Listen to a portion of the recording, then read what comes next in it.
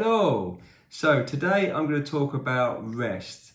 Now the reason I'm going to talk about rest is because a lot of people don't rest and it's very underrated, but it's a powerful tool and should be part of your training because it's where you make the gains.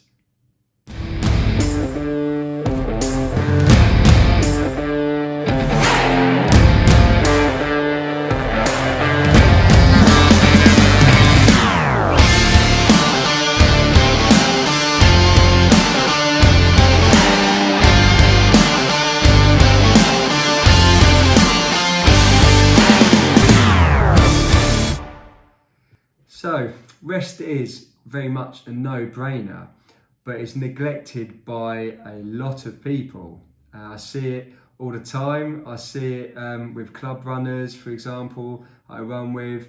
They say they're resting today, but they've gone out and done some strength work, or they've gone for a cycle, or they've gone for a recovery run. That's not rest. Rest means rest. Now, that means complete rest. So, with rest, why do we need to rest? Well, it is a no-brainer very much because rest is where your body does recover, rebuild, and where you get gains.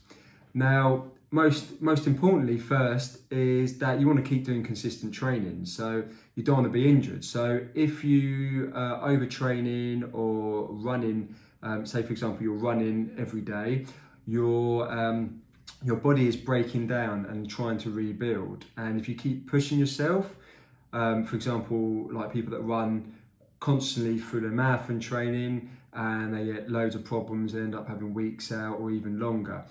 Now, if you don't rest, you're likely to get injured or ill from this. And obviously you can be going backwards in training and not improving. So if you're tired all the time, that's another indicator that you need to rest.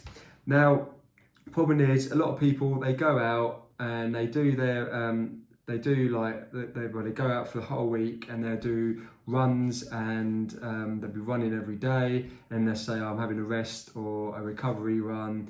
I don't see the point of doing junk miles, no benefit at all. I don't give any of my athletes any junk miles either to do. Every session means something. So when it comes down to resting, for example, any good training structure will have a good rest plan in place. Now, not only does it stop you from getting injured and, well, keeps injuries to minimal and keeps illnesses away, it helps your body recover. Now, when your body recovers and rebuilds, this is when you can actually get faster and improve. So if you're doing consistent training with important rest structure in place, you will improve. Now, in the early days, I kept getting injured. I didn't want to rest. I kept running. I kept doing everything, all sorts of things, all different days, and my body was broken. It kept getting injured and didn't work. The moment I started having rest days is when I started improving and injuries came to a minimal. So what do I do in my plan? So when I train, I do 4 to 5 bike sessions a week, 4 swim sessions a week, 4 running sessions a week, and 2 strength sessions a week. Now, that's a lot. I'm not pro. I'm just an amateur, and it's very much my hobby. But with my structure, I have a balance, and every week, normally on a Saturday, but it depends, but every week I have 1 rest day. If I need to take 2, my body's tired, I will take 2. But regardlessly, I will have 1 rest day. Normally a Saturday, because historically, every time I've had a race, it's normally on a Sunday, so I shall rest on a Saturday. But that can change if I have races different times of the week. So when I taper for a big race. You might have more rest, and obviously intensity stays there, but less quantity and volume of training, and that is normally when you're trying to peak. So that's one area.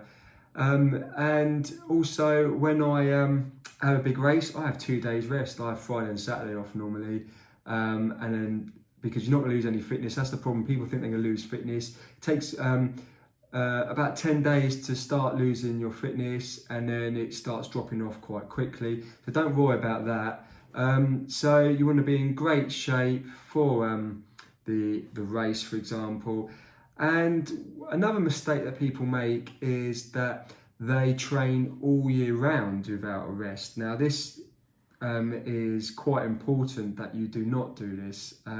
So every season for me, I would take 2 to 3 weeks off at the end of the season, just to chill out, let your body completely recover, and come back. I mean, I spoke with Gwen Jorgensen, and she was one who suggested she has a month off when she was doing her triathlon season, doing nothing, and then she came back and she won the Olympics. So what I'm trying to say is that you can, it's important that you rest, and you can improve hugely. So come back and then build up slowly after your couple of weeks off, and you'll be surprised how quickly it comes back. So normally I have October / November, and then I build up, and in January I start like increasing my training, and then you go through peaking cycles. But so what, basically make sure that you have a rest day in a week. Rest means rest, so it doesn't mean going out and doing strength training or swimming or cycling. Rest is complete rest for that day. Your body needs to recover. Do some light stretches on that day, but nothing strenuous, and keep it at it consistently as well, and that will help keep the injuries away, keep illnesses away. It's not going to stop it, but it'll help, and you'll improve. And because you won't be as tired, you will improve because you'll be able to hit your sessions harder. So for example, interval sessions you'll be able to hit harder, and you'll improve. So when people say like, oh, I've had a bad day running today, or I didn't feel like it, stuff like that, that's your body telling you something, and you need to look at your training and adapt it. You learn from your mistakes, I did, and you learn from your experience, but it's crucial that you do have rest. I can't stress how important it is. And people just think, oh, because it'll make your fitness go down. You don't lose your fitness over a matter of days, and 2 days, 1 day a week won't do any harm. It will help your body recover, rebuild, and as I said, you'll get stronger and faster as a result, and it's where you make all the gains. So I hope this has been helpful. This is what I learned in the past, and it's my experience. So I hope you enjoyed it. Please subscribe to my channel and leave a like and leave a comment, and I'll reply if you need any advice. Thank you very much. And the champions of this age group category, Henrietta Parasafic, Emilianis Christodoulou, Christodoulou.